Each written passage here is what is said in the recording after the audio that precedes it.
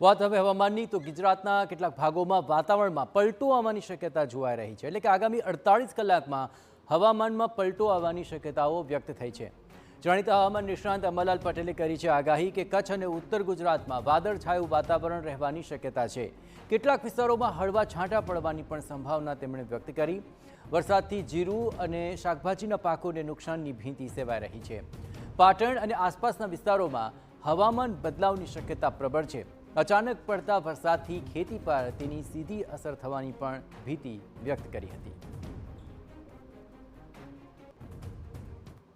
તેમાં જો પાટણ, રાધનપુર, વાવ, થરાદ, ડીસા, પાલનપુર, ત્રણથી વિરમગામ અને ઉત્તર સૌરાષ્ટ્રના ભાગો, કચ્છના ભાગોમાં વધુ હવામાન પલટા છે અને સૌરાષ્ટ્રના કેટલાક ભાગોમાં હવામાન પલટાઈ શકે છે।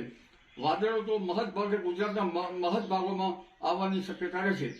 આ વાતાવરણના પલટાના લીધે ત્યાં કોઈ ભાગમાં છાંટા પડવાની શક્યતા રહેશે, પરંતુ વિષમ હવામાનની વિપરીત અસરના કારણે ઊભા કૃષિ પાકો પર તેની અસર થવાની શક્યતા રહેશે।